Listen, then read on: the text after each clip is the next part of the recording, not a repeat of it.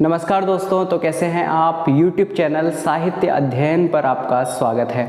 और आज हम अपने आदर्श प्रश्न पत्र से देखने वाले हैं प्रश्न क्रमांक 12 और 13। चलिए शुरुआत करते हैं हम संस्कृत के आदर्श प्रश्न पत्र यानी मॉडल क्वेश्चन पेपर्स में से प्रश्न क्रमांक 12 को देखते हैं।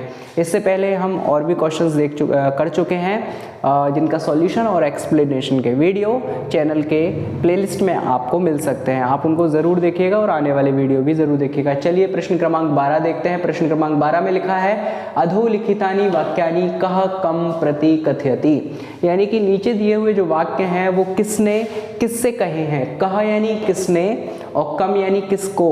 तो प्रथमा विभक्ति है कह, द्वितीय विभक्ति है कम। किसने किसको कहे हैं, यानी कि जो सेंटेंसेस दिए हैं वो आपके चैप्टर्स में से दिए गए हैं। चैप्टर्स के अंदर जो स्टोरीज हैं, जो कथाएं हैं, नाटक हैं, उनमें कुछ डायलॉग्स हैं, वो किसने किससे कहे हैं हमें ये बताने हैं। तो पहला सेंटेंस है विरम विरम आत्मश्लाघाया, यानी कि बस करो पर्याप्त है। विरम का मतलब रुक जाने के लिए होता है। बस करो आत्मश्लाघाया, अपनी तारीफ को बस करो। ये किसने कहा, अपनी प्रशंसा करना बंद करो। विरम विरम आत्मश्लाघाया। तो इसका उत्तर है ये मयूरः बकम, यानी मोर ने बगुले से कहा।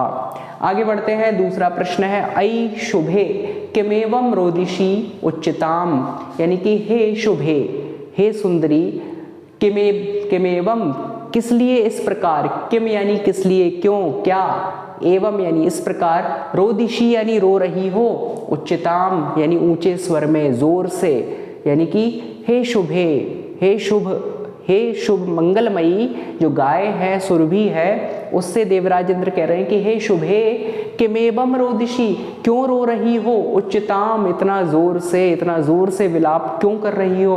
तो ये किसने कहा, सुराधिपः यानी देवताओं के राजा। सुर मतलब देवता, अधिपः यानी कि स्वामी, राजा।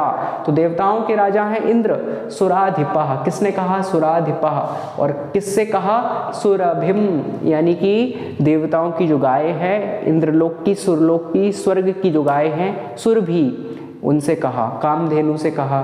तो तरह सुराधिपा देवराज इंद्र ने कहा, किससे कहा, सुरभिम यानी सुरभि से कहा।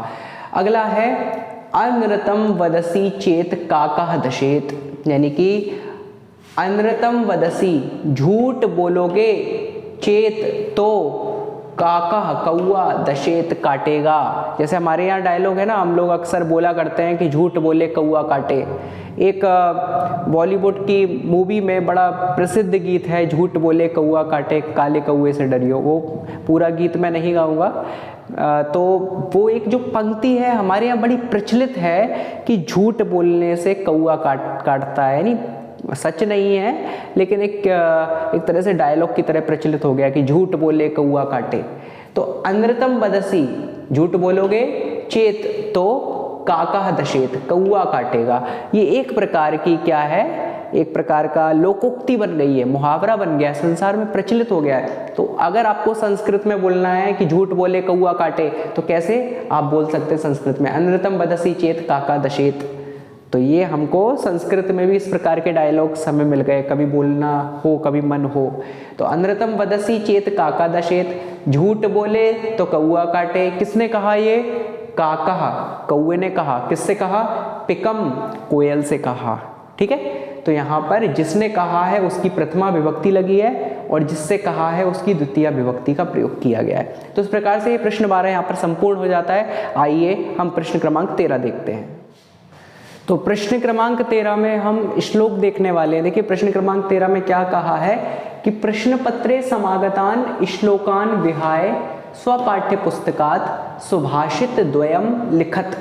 क्या मतलब है इसका, प्रश्न पत्रे यानी प्रश्न पत्र में, क्वेश्चन पेपर में, समागतान दिए हुए, आए हुए, श्लोकान श्लोकों को, विहाय छोड़कर, जो क्वेश्चन पेपर में आपके पैसेजेस के रूप में, प्रोज के रूप में जो क्वेश्चन आंसर्स निकाल के लिखने होते हैं, उसमें जो श्लोक आए हैं कहीं ना कहीं पेपर में जिस रूप में भी श्लोक दिए हुए हैं उन श्लोकों को छोड़कर, क्योंकि वो तो चीटिंग के दायरे में आ जाएंगे, वो तो आप देख के लिख लोगे, तो उन श्लोकों को छोड़कर स्वपाठ्य पुस्तकात, अपनी टेक्स्ट बुक में से, सुभाषित द्वयम लिखत, कोई 2 श्लोक लिखना है।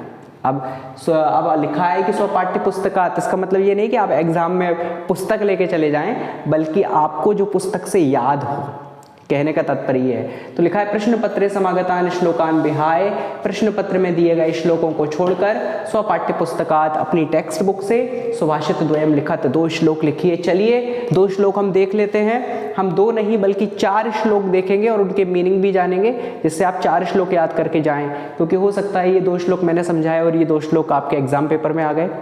तो एग्जाम पेपर में 2 श्लोक तो आने ही आने हैं, जिसमें से क्वेश्चन आंसर आपको छांट के लिखने होंगे। तो आप 4 करके जाइए। तो मैं आपको छोटे छोटे और सरल सरल 4 श्लोक के मीनिंग बताऊंगा और 4 श्लोक आपको बताऊंगा, जिनमें से आप 4 के 4 याद करके जाइए। आपकी परीक्षा अध्ययन में और बुक में तो बहुत सारे श्लोक हैं, मैं तो सिर्फ आपको 4 ही बता रहा हूँ। तो 4 को आपको समझा रहा हूँ। पहला श्लोक हमारे सामने है, विचित्रे खलु संसारे नास्ति किंचिन निरर्थकम अश्वचेद धावने वीरः भारस्य वहने खरः। इसका अर्थ क्या होता है? इसका अर्थ मैं आपको बता देता हूं कि विचित्रे खलु संसारे, इस विचित्र संसार में निश्चय ही नास्ति किंचन निरर्थकम, कुछ भी निरर्थक नहीं है, कुछ भी वेस्ट नहीं है। अश्वचेद धावने वीरः, यदि घोड़ा वीरों के दौड़ने के काम आता है, अश्वचेद धावने वीरः, धावने यानी दौड़ने के, तो यदि घोड़ा वीरों के लिए दौड़ने के काम आता है तो भारत से वहने खरः, तो फिर गधा भी भार ढोने के काम आता है। यानी कि संसार में हर एक वस्तु, हर एक जीव, हर एक चीज की अपनी वैल्यू है, अपना महत्व है, कुछ भी वेस्ट नहीं है, कुछ भी मूल्यों से रहित, कुछ भी वैल्यूज से रहित, कुछ भी कारण से रहित, निरर्थक नहीं है। इसीलिए हमें सबकी वैल्यू समझनी चाहिए, किसी की भी डिसरिस्पेक्ट नहीं होनी चाहिए या किसी को भी निरर्थक नहीं मानना चाहिए। अगर उजाला आवश्यक है तो अंधेरा भी आवश्यक है, वरना उजाले की वैल्यू हमें समझ नहीं आएगी। यदि अच्छाई आवश्यक है तो बुराई भी आवश्यक है, नहीं तो अच्छाई का कोई महत्व नहीं रहेगा। यदि सुख आवश्यक है तो दुख भी आवश्यक है, अगर दुख नहीं आएंगे तो सुख का टेस्ट हमें पता नहीं चलेगा। इसलिए इस दुनिया में कुछ भी निरर्थक नहीं है। लिखा है विचित्रे खलु संसारे नास्ति किंचिन निरर्थकम, इस विचित्र संसार में नहीं है कुछ भी बिना कारण का निरर्थक। अश्वचेद धावने वीरा, यदि घोड़ा वीरों के दौड़ने के काम आता है, भारत से वहने खरा, तो गधा भी भार को ढोने के, वजन ले जाने के काम आता है। इसीलिए बस इसी कारण से अगर हम गधे का अपमान करें तो बहुत गलत बात है, क्योंकि वो भी तो एक तरह से काम ही कर रहा है। बैल भी वजन ले जाता है, गधा भी ले जाता है, बैल का अपमान नहीं होता, गधे का होता है। ये बहुत गलत है। हमने अपने माइंडसेट से बना लिए हैं कि हम एक विशेष जीव का प्रयोग करके किसी को कुछ गलत अपशब्द का प्रयोग करते हैं, लेकिन इस संसार में कोई भी जीव छोटा या बड़ा साइज के दृष्टिकोण से हो सकता है, अपने कार्यों से हो सकता है, लेकिन वास्तव में अपनी अपनी जगह जो है सब सार्थक है, कुछ भी निरर्थक नहीं है। अगला श्लोक है सेवितव्यो महावृक्षः फलच्छाया समन्वितः यदि दैवात् फलम नास्ति छाया केन निवार्यते।